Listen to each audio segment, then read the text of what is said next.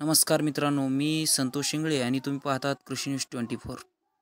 आजच्या व्हिडिओमध्ये आपण माझी लाडकी बहीण योजना या योजनेत 7 सर्वात मोठे बदल करण्यात आलेले आहेत आणि ते बदल काय काय आहेत हे आजच्या व्हिडिओमध्ये आपण पाहणार आहोत।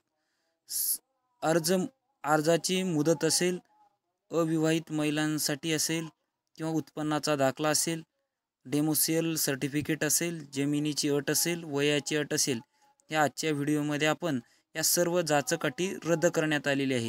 या आजच्या व्हिडिओमध्ये आपण सर्व माहिती डिटेलमध्ये जाणून घेणार आहोत। तत्पूर्वी चॅनलवर नवीन असाल तर चॅनलला सबस्क्राइब करून ऑल नोटिफिकेशन दाबायला विसरू नका, म्हणजेच तुम्हाला असेच नवनवीन अपडेट या चॅनलवर भेटत राहतील। चला तर मग व्हिडिओला सुरुवात करूयात।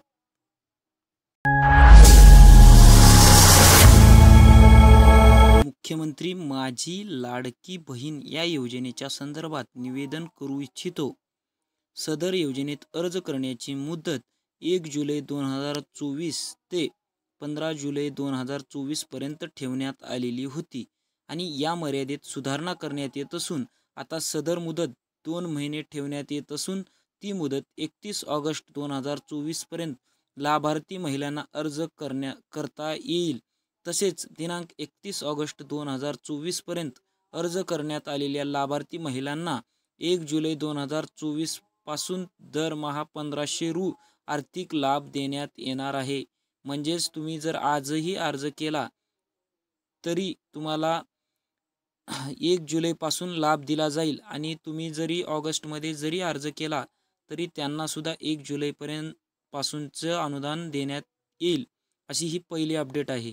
आणि त्यानंतर दुसरी आहे, या योजनेच्या पात्रतेमध्ये अधिवास प्रमाणपत्र आवश्यक असल्याचे नमूद करण्यात आलेले आहे, ज्यामध्ये म्हणजे त्यालाच डेमोशियल सर्टिफिकेट म्हणतात आले होते। आता लाभार्थी महिलेकडे अधिवास प्रमाणपत्र उपलब्ध नसेल तर त्याऐवजी 15 वर्षापूर्वीचे 1 राशन कार्ड, नंबर 2 मतदान ओळखपत्र आणि नंबर 3 शाळा सोडल्याचे प्रमाणपत्र आणि नंबर 4 जन्मदाखला आणि या 4 पैकी कोणतेही ओळखपत्र किंवा प्रमाणपत्र ग्राह्य धरण्यात येणार आहे।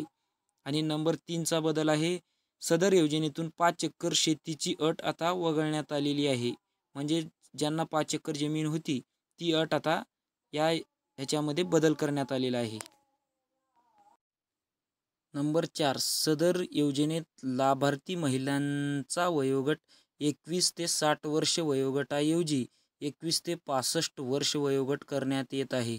म्हणजे 60 वरून जे 21 ते 60 वर्ष वयाची अट होती ती 21 ते 65 वर्ष अशी करण्यात आलेली आहे। म्हणजेच अजून 5 वर्षाची सूट देण्यात आलेली आहे। आणि 5वा बदल आहे, परराज्यात जन्म झालेल्या महिलांनी महाराष्ट्रातील अधिवास असणाऱ्या पुरुषाबरोबर विवाह केला असेल तर अशा बाबतीत त्यांच्या पतीचे 1 जन्मदाखला, 2 शाळा सोडल्याचे प्रमाणपत्र आणि 3 अधिवास प्रमाणपत्र ग्राह्य धरण्यात येईल। आणि 6वा बदल आहे, 2.5 लाख उत्पन्न दाखला उपलब्ध नसेल तर ज्या कुटुंबाकडे पिवळे व केशरी राशन कार्ड उपलब्ध असेल त्यांना उत्पन्नाचा दाखला प्रमाणपत्रातून सूट देण्यात आलेली आहे। म्हणजे ज्यांच्याकडे पिवळे आणि केशरी राशन कार्ड आहे अशा कुटुंबांना यामधून सूट देण्यात आलेली आहे। आणि 7वा बदल आहे, सदर योजनेत कुटुंबातील एका पात्र अविवाहित महिलेला सुद्धा या योजनेचा लाभ देण्यात येणार आहे। अजून तुम्हाला नवनवीन अपडेटसाठी आपल्या व्हॉट्सअप ग्रुपला जॉईन व्हा। मी याची लिंक आपल्या डिस्क्रिप्शन बॉक्समध्ये दिलेली आहे। धन्यवाद।